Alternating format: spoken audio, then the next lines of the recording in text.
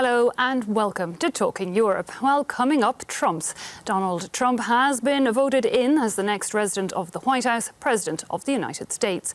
During his campaign, he said he would pull out of NATO, which he saw as obsolete. He blamed trade deals for sucking jobs out of the United States, promised an American first policy, closer relations with Russia, and to rip up the COP21 climate change agreement on limiting carbon emissions. So what will a new President Trump mean for the future of EU-US relations? Well, to give us an idea, we're joined in studio by US Ambassador to the EU, Mr. Anthony Gardner. Also, we have a Vice President of the US delegation in the EU, Dutch MEP, Mr. Marietje Schaak. Also, we have José Bové, French MEP, and you're with the Greens here in the Parliament. Thanks to all of you for being with us. Let's start with some of what Donald Trump was saying on the campaign trail. Let's look at security to start with. He said he would possibly pull the US out of NATO. Is that really a possibility, Mr. Gardner?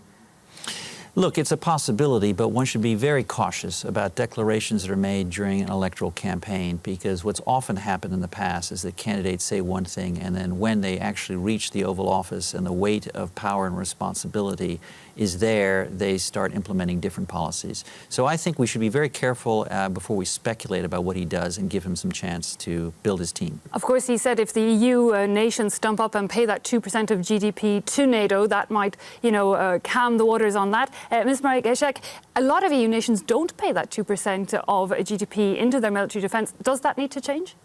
Well, of course, the task, and I think the real message also to European leaders should be to act more strongly together and to take more leadership in this changing world. It is very clear, and it has been clear, I believe, for a long time, that we should not depend on the United States. We should get our own house in order. It is our neighborhood that is on fire. We are bearing the consequences. It is threats from the East, threats from the Middle East, and I think we have to be very clear about the changing world and what our role should be in it, not only in terms of security and defense, but also in terms of protecting the open character of our societies, the liberal character of our democracy. Mr. Bové, do you agree that it's time for the EU to really stand on its own 2 feet, perhaps even develop its own EU army, which is something that has been tabled more and more since the UK decided to leave the Union? For me, it's clear. With the election of Mr. Trump, we need more Europe and not less Europe, because we see how the populists are working in this moment in a lot of European countries. So we need to have, for example, a real foreign office minister at the European level, and not having 28 of them. This is completely, nobody understands that. We need also to build our own European army, because if we don't do it, a lot of countries in the east part of Europe are going to be afraid, and they are afraid about what is doing Mr. Putin in Ukraine. So if we want to discuss with the United States, we have to do it as Europe and not as one country and another. As you say, there are a lot of countries in Eastern Europe really worried about a possible warming or very tightening of relationships between Donald Trump and Russian President Vladimir Putin. Mr. Gardner, do you think that that is a likelihood that they will get as close as Mr. Trump certainly wants and hopes? Well, first of all, I just want to come back to one thing that José said. Ever since John F. Kennedy was President of the United States has believed in European integration as a project, and I don't think that will change, because when you look at all of the regional and global challenges we have, of which there are many, Europe will remain a key partner. Now, to your question, I hope we do not forsake either the Ukraine or forsake our NATO allies. Now, it's too early to judge whether that will happen, but again, these declarations were made on the campaign trail that are worrisome.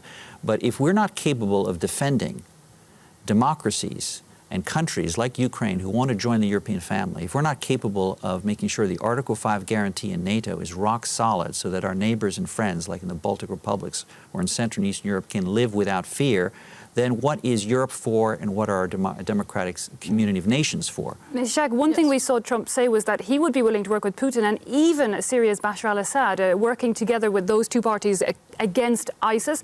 Where would that leave the EU? Well, it's a big question mark. Very strong statements, extreme statements, dangerous statements that have been made and have been supported by a lot of people. But of course, being a newcomer as a politician, we don't know yet what President Trump's policies will look like. And I think this uncertainty is risky in and of itself at this moment in time. I think the suggestion to idealize or see Vladimir Putin, who is repressing people at home, who is bombing innocent people in Syria, to consider him as a hero or role model, I think is completely inappropriate. So I'm very disappointed that so many people have found this acceptable. But I hope that checks and balances, as they exist in the American system, as they have hindered President Obama in realizing a lot of his ideals, will also balance out some of these very extreme statements. Well, of course, another of Trump's campaign themes was the economy. The EU is the largest trading partner with the US. We're going to look at that in the future of it in just a few minutes. But let's first take a quick look at Donald Trump's economic policies. 25 million new jobs over the next 10 years. That's Donald Trump's promise to the American people.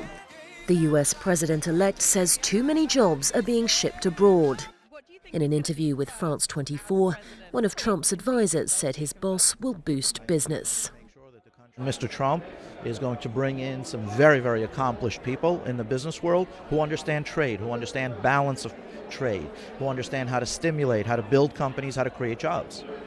To do this, Trump says he'll remove regulation, cut the number of tax brackets from 7 to 3, lower the top tax rate to 33%, and slash corporate tax from its current rate of 35% to just 15%. Trump also vowed to renegotiate trade deals with Canada and Mexico and withdraw if US demands aren't met. He's also staunchly against the Trans-Pacific Trade Partnership. I pledge to never sign any trade agreement that hurts our workers or that diminishes our freedom and our independence. We are going to enforce all trade violations against any country that cheats. While Trump is convinced that his plans will bolster the US economy, the global financial markets aren't so sure, with stocks plunging even before his shock victory was confirmed. So that isolationist promise that we heard there from Donald Trump, really, wanting to put America first, anti-trade deals, do you think he'll be able to stick to that promise? I don't know if he'll be able, but what I know clearly that a lot of people who voted for him reject completely those free trade agreements because they lost their job, because the factories went out in Mexico or in China. And so now people believe what Mr. Trump is saying. I'm not sure it could be true. Ms. Schack, do you think in reality, the idea is to create more jobs and keep the American economy going? Will Trump be able to stick to an isolationist role in that regard? I mean, how do you see it? Well, I do not believe that protectionism, nationalism are the answers. I agree that globalization presents us with new challenges, but we also know that economic growth is going to take place outside of the US, outside of the EU, I mean, the pivot for the towards Asia largest was part in the understandable. next couple of decades. And so the question is, do we embed globalization in a system of rules that we've developed in our open societies, in our democracies, in our open economies over decades, and that we can continue to modernize, and we must. The kinds of trade agreements that were made 20, 30 years ago are not the kind of trade agreements that we're making today. And I think it is our responsibility to make sure that they are progressive agreements. And sadly, with an agenda like the one that President Trump or President-elect Trump has presented, this is not the kind of progressive trade agenda that I believe we should advance. But in Europe, unfortunately, there is a lot of pressure on making sure the rules-based multilateral system stays strong as well. Mr. Gardner, it does look like Donald Trump prefers bilateral deals as opposed to larger ones. So looking more at not as interested in the EU as a bloc per se, perhaps more interested in the UK once it's left and making deals with that?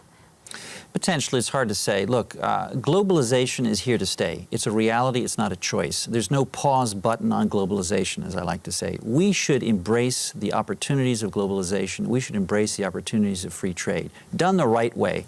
done the right way. I think we've changed the ways we've done free trade agreements over the years. But I wanted to return to something that José said, because I think he said something important. Our politics have changed dramatically. Now, we can reject the violence, the frustration that's been expressed during the campaign trail, but politics have changed. They reflect a deep vein of frustration that the system is rigged, the system's not working for everybody. The globalization and free trade are only working for the few and not the many. It's working for multinational companies and not small companies. If we don't understand the roots of this rage, if we do not also address the roots of this rage, I don't think we'll be able to sign perhaps any free trade agreements, and we will forego the opportunities of globalization that we have. Well, it definitely looks like the EU-US deal, this transatlantic trade and investment partnership, or TTIP as we've been calling it, that looks like it's definitely gone down the agenda for the new president in any case. Now, even in Europe, there's lukewarm reaction to this trade deal, notably on the question of the environment. So perhaps, Mr. Bové, you're happy that this TTIP is off the table in a way, or do you think it's off the table? Well, even if Mrs. Clinton was elected, I'm not sure that TTIP was going to go very quickly. So for the moment, he says he's going to finish with it. I don't know what things are going to go on, but it's not, we're very, very far to reach a signature on the TTIP. But what I think is more important is that Mr. Trump is saying in the same time that he wants to get out of the Paris Agreement, yeah, that COP21. And this, I think, is a very dangerous position, because if this goes on, that means that the United States is getting out of what has been built since now a few years, and which I think is the main issue for the next year. And it was the first time the US had signed up to a climate change agreement. Mr. Gard, is it possible that Trump can rip up this agreement? It hasn't been passed through Congress. It was just Barack Obama's signature on it. Can he literally throw it out? Well, he could. Plus, you see the results in Congress and the Senate today, which are just as important, every bit as important as the results of the presidential campaign. And that would be a very, very worrisome result if he did that, in my view. Now, Mr. Bové, however, part of the reason people are saying Hillary Clinton might have lost the vote is because a number of votes went to the Green Party, that those independents split the voters.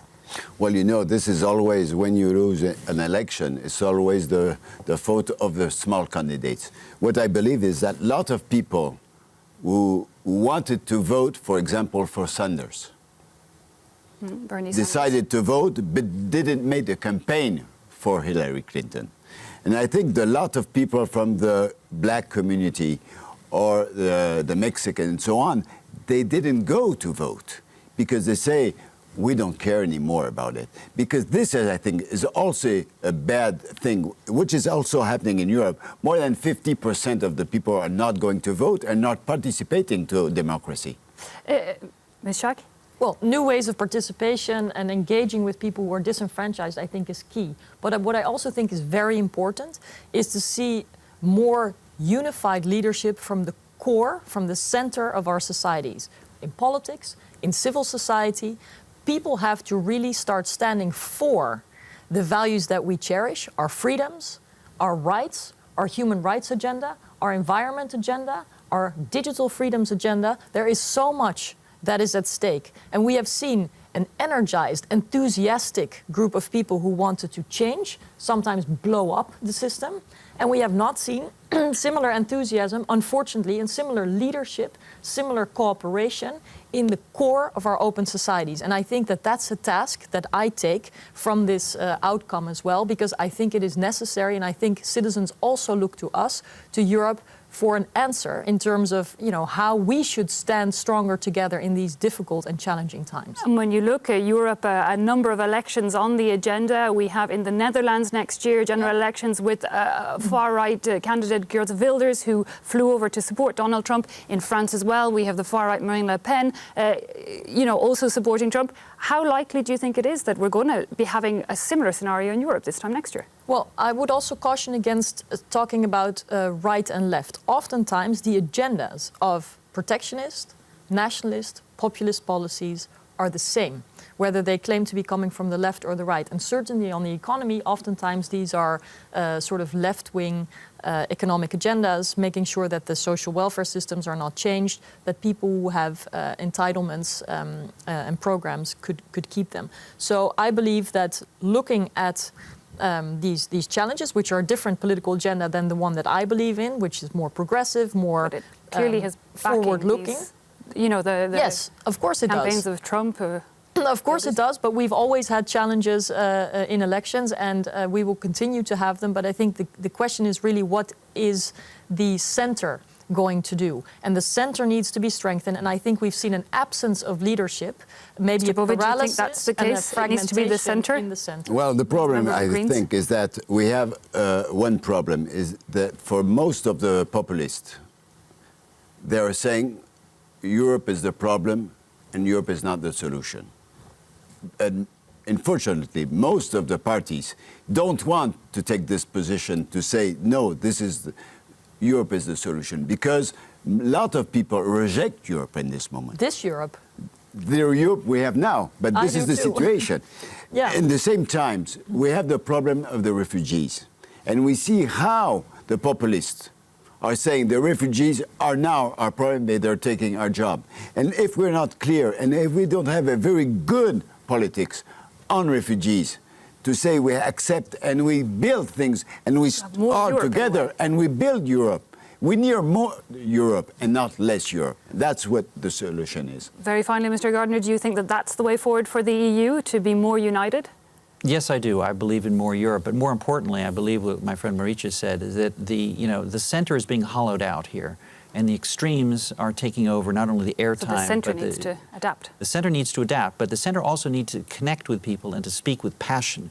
Because, and I've seen this on the TTIP debate, and I went all over Europe defending this agreement, but what I saw is that when facts meet passion, passion normally wins.